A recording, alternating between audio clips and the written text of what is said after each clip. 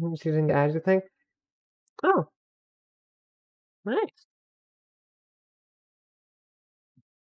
So, do you know, I've never read the story out loud, so I do get nervous.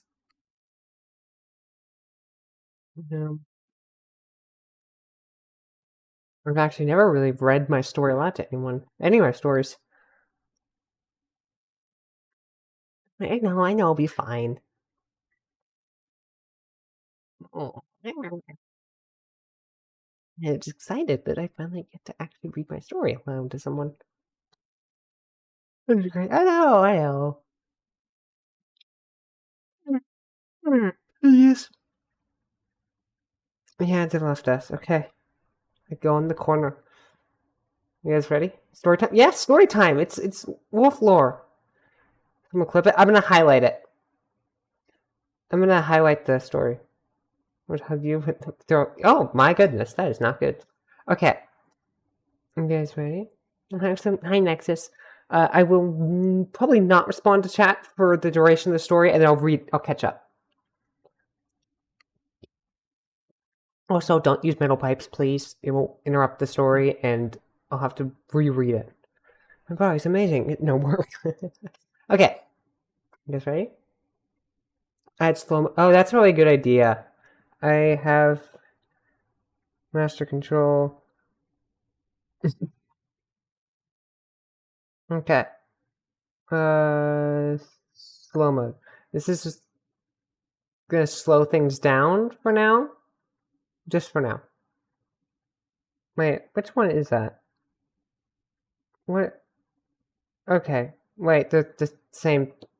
I think it's this one. I might change that to not. No, 30 seconds seems too heavy for you guys, but this for the story, okay? Say safety first. No, then Mag is joking. Me and Mag have never actually met in person, so that couldn't be possible. Okay, here you go. Welcome to a world much like your own. Humans have built their cities, their countries, and they rule their planet, except for one difference. This isn't Earth. It's a land known as Eternia. Now, nobody wants to hear the boring history of a planet unless you are interested. But then that means you want a guidebook. Wait, I'm getting off track. You hear a story. You're here to hear a story. A story about good versus evil. A story about a hero who rises above it all. Well, if you're reading this, that means you want a story, not some boring explanation of the world I live in. Fine. You want to hear my story? I warn you. Wait, why should I warn you? That would spoil the fun. So, my story starts at the beginning. Obviously, for me, that's 23 years ago. The earliest I can remember. It's the first part of my history. I was dropped off on the porch of an orphanage with no information on who dropped me off. Who dropped me? I was dropped on the porch of an orphanage with no information on who dropped me off. That's an error, but I'll fix that later. They had disappeared into the night without trace. The caretakers, Sandra and Marcus, took me in. The only thing I had was a little black wolf plushie and a necklace that said Gemini, with a Nordic rune for wolf on the that should be pendant. Nordic rune pendant for wolf on the same middle necklace. Well, that became my name, Gemini Wolf.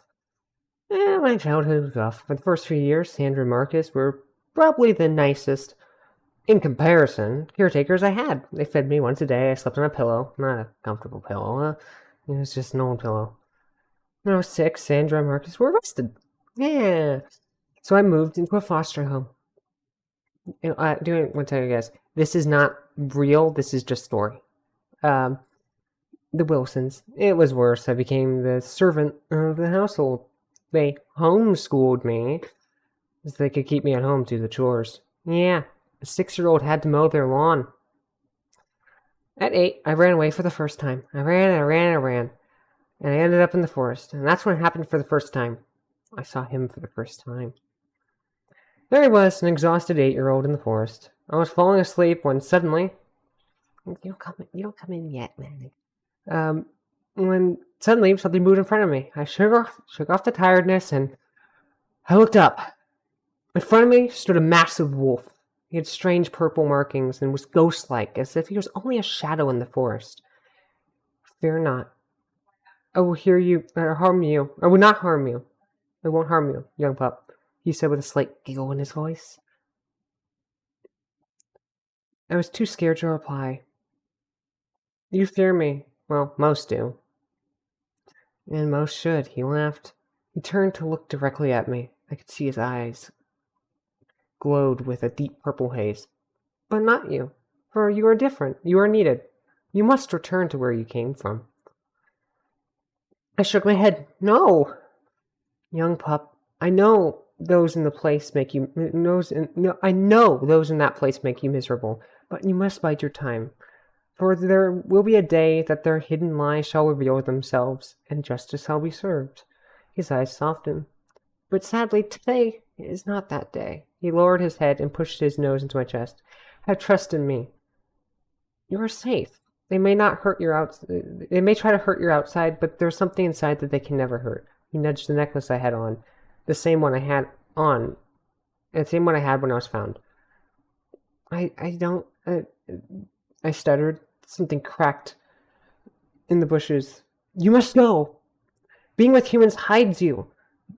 Run, young one, he growls, using his nose to force me up. Have my strength. Let it help you return to safety. His eyes glowed. His eyes and markings glowed brightly. I felt a rush of energy enter my body. I saw the shadow of a large figure emerge from the shadowy forest. Go, Gemini, go. Go, Gemini. Be safe. We will meet again, the wolf howled. He turned and ran towards the figure. I followed his advice and ran back in the direction of my foster home. I heard the wolf howl out in pain as I heard shouts behind me. Too much went through my mind when I got back home that night. First, what the hell just happened? Was that real? Second, what did that wolf mean? I was hidden among humans? Third, my foster parents were going to kill me as I ran away. Well, I slept horribly that night. As for context, my bed in this house was an old mattress. An upgrade, I guess. So, I put up with the Wilsons for a while, and I did. So I tried to put up with the Wilsons for a while, and I did. I lasted until I was 12. Then I ran away again, but this time I was clever. I ran towards Everline City. It was a long journey, so I had to prepare.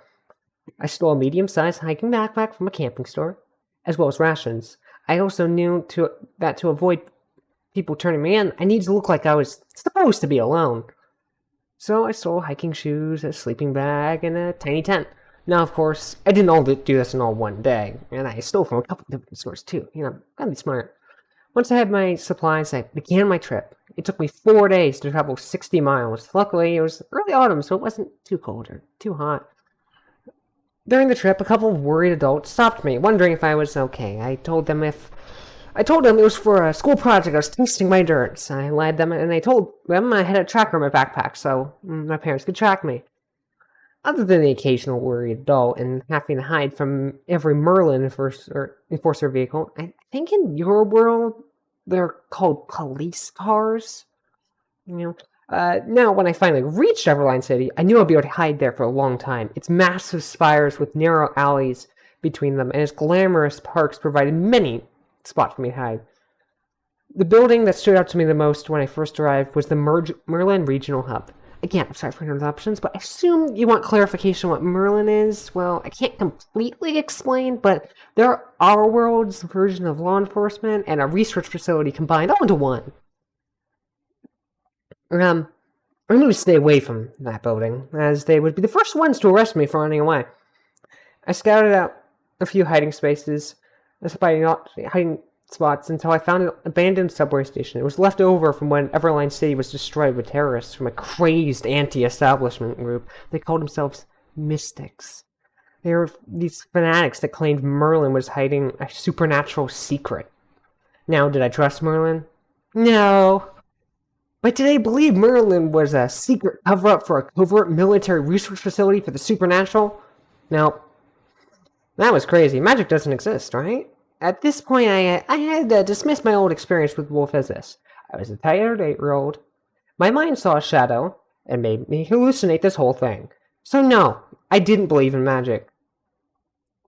So I learned to fit in.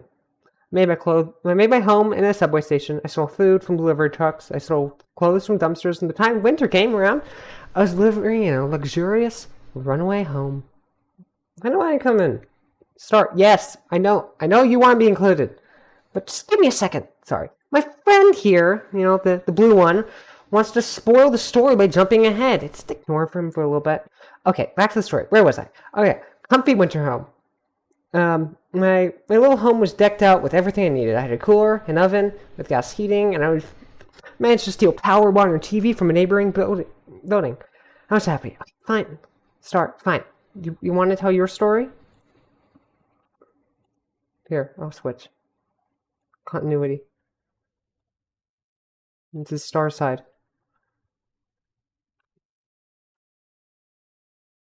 And bring that back up. Thank you, Gemini. Hi, I'm Samuel Sterling, or better known as Silver Star Blast. You can call me Star. Now, in this part of the story, I go by Sam. So, unlike Gemini, I was born into a middle-class family. I had 4 siblings. When I was born, I had 2 older sisters, Erica, age 10, and Nancy, age 10, who were non-identical twins. And then there was and 2 brothers, Henry, age 8, and Harry, age 8. They were identical twins. And then there was my mom, Helen, who was also a twin. Her twin was Helena. Original, I know. And then came my dad, Barry.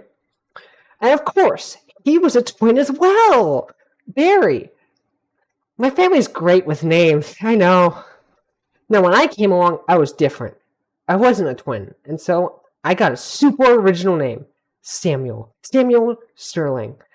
Now, from a very young age, I was fascinated by science and technology, mainly because I was so curious about my own family and the nature of the number of twins in my family. So, I was the child who would borrow a hairbrush to get a sample to study it. Now, skip forward to school. I love learning. I hate people. My family, I could be around. They were predictable, uniform, and orderly. But children are a whole other mess. On my first day of kindergarten, I was there early. I helped the teacher sort out the seating arrangements in alphabetical order, much to her surprise, as I already had a complete understanding of basic math and English. Mrs. Mary was kind. I only had her for 1 hour, as she went to the principal and asked them to move me up a grade, as I had pretty much already aced kindergarten. So that day, my first day of school, I was in 1st grade. Now, this is where my life gets tough. I was small. So imagine a 6-year-old with a bunch of 8-year-olds, who, to me, were huge. I instantly became the nerd kid, and the teacher also despised me. Mr. Claw was his name. I got my work done quickly, but I was punished for it. I was given twice the work from then on. Now, recess was tough as well, as I was a nerd, small and very socially awkward. I was a nerd, small and so I would be in the corner watching everyone else play strange games. Yeah. Strange games and screaming and yell was all too much for me. And of course, I was made fun of for that. Lunch sucked as well. I was made fun of for having tiny meals. As by this time, my family was struggling for money. Supporting so many people was tough. As the years went on, I skipped more grades. I was learning faster than the teachers could teach. I beat high school when I was 11. I mean, I took every class they offered. I knew all of it. I was offered scholarships to any class I wanted. I went to college in Everline and used my technology they had on site to build things. And build things, invent things. At 18, I built a name for myself. I was in heaven until it happened. Wait, start. What, Jim? What? Don't get ahead of the story. It's my time now. I was just getting into it. I know, but let me tell them some. It's important. Fine. No, I switch back. I do actually like to use my characters to tell different parts of the story. Okay. Wait. Oh, everything's falling apart. Okay. Hi again. It's me, Gemini. So, back to my side of the tale. There I am, at 13, having I've been enjoying my thieving life. By now, I've made some friends on the streets. I knew my way around the place. I knew who to steal from and who to avoid. But as my life got better, everyone else's got worse. More and more homeless people disappeared as President Saito ordered the streets to be cleaned to prevent potential mystics from hiding among the civilians, as more cities suffered from random attacks from the strange group. Merlin did the president's bidding, and I saw so many friends disappear over the next 2 years. And then it happened again. I saw him. I was in Airline Park on a cold winter night, searching for food. When I saw him, the wolf from my childhood, he looked weaker than before, more translucent. He saw me and ran over to me. I tried to run away, but I tripped over a tree root. The wolf disappeared from in front of me and then appeared behind me, catching my fall. Mostly, but he only slowed my fall. I fell through the wolf as if he was never really there. I see you survived, the wolf said weakly. I got up quickly. No, this isn't real. I'm dying of hunger. All of this is me just going mad from being hungry, I said. Yeah, tell yourself that, wolf huffed. Look, pup, I don't have time for this. You people need you. Well, I hate this, but so do I. This mortal form is dying, and I don't have enough energy to recreate this body before they all die. My people? You mean the humans that are dying at the hands of mystics? No, I mean the humans that are murdering mystics. Your people. He coughed. Yep, I'm dying. Yep, I'm going mad, I yelled. The wolf collapsed. Pup, believe me or not, but they will come for you. They know you and me are connected. Who's coming after me? I will explain. Just say my name. The wolf coughed. His shadowy form was beginning to fall apart. Fine. I'll play along. What's your name? I asked, still not believing that any of this was real. Fenris. Okay, fine. Fenris. Are you happy? I said. The wolf's form disappeared, suddenly like a tornado of icy cold darkness. Shadows swirled around me. I passed out. That was a weird dream. As I said as I rolled out of bed, something dashed behind me. I spun around to look, but it moved again. I stood up and turned around, but the thing moved around again. I spun around again. It moved again. This time I spun around, but it didn't stop moving. The shape just kept moving. Okay, from this perspective I'm at now, I'm laughing at how stereotypical I was at this moment and how silly I looked chasing. Wait, I can't get away yet.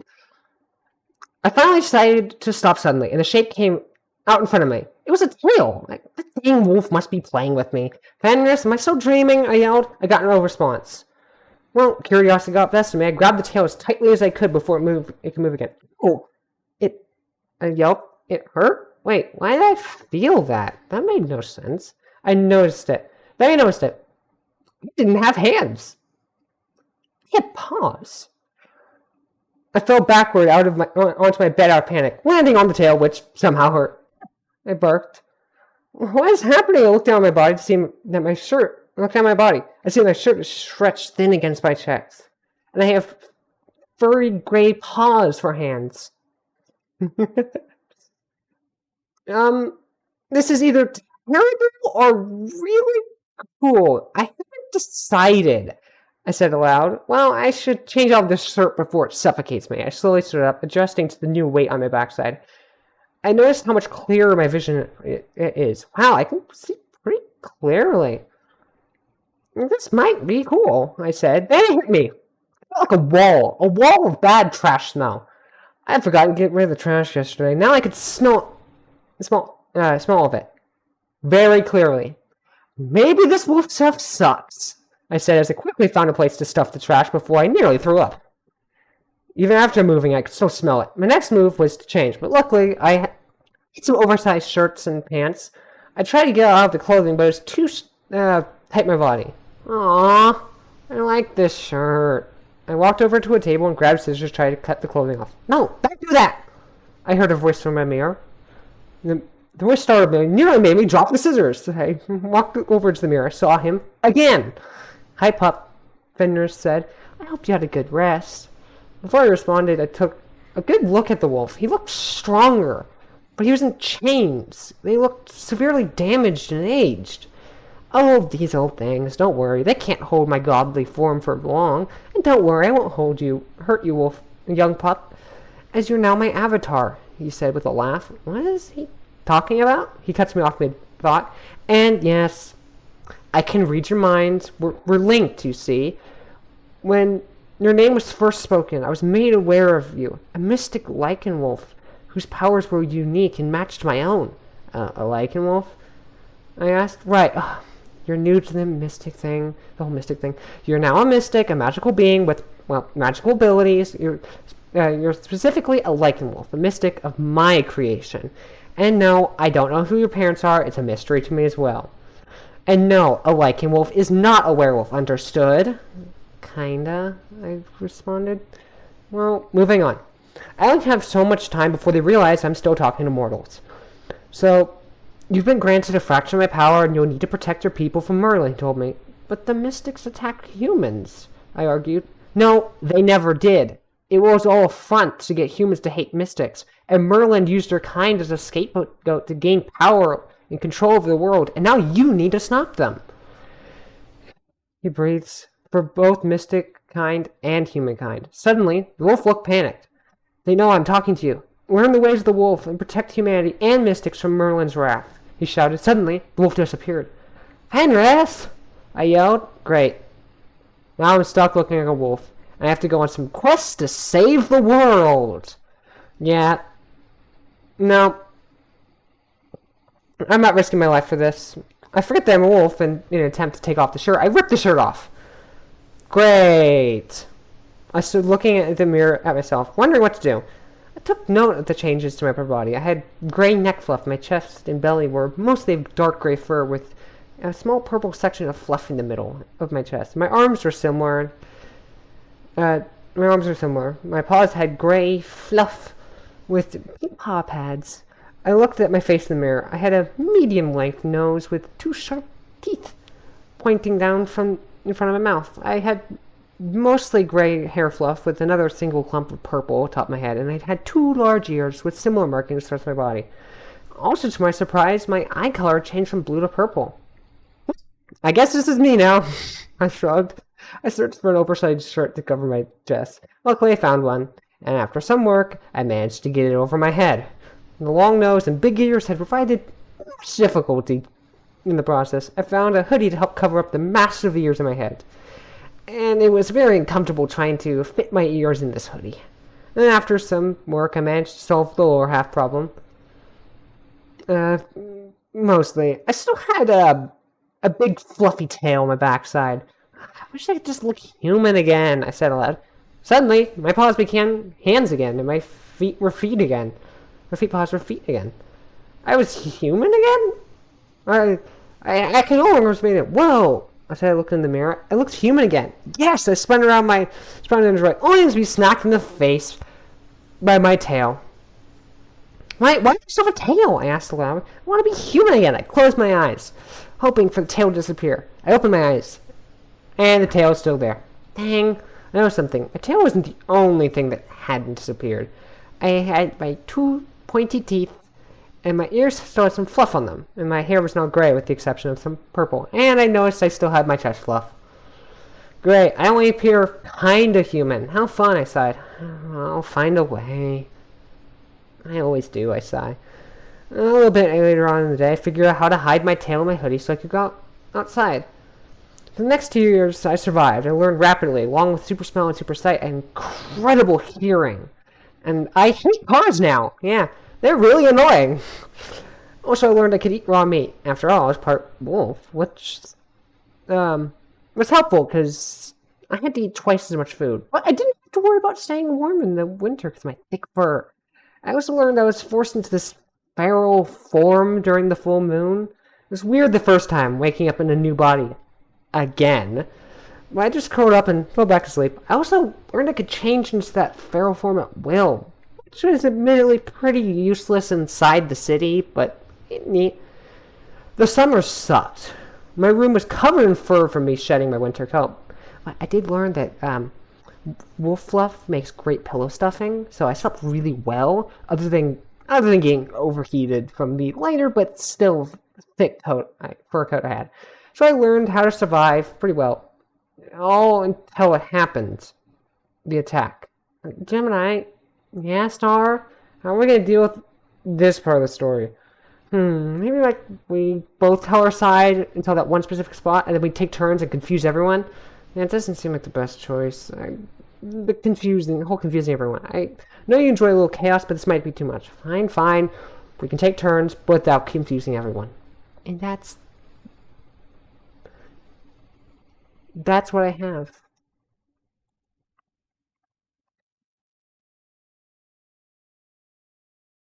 What do you guys think?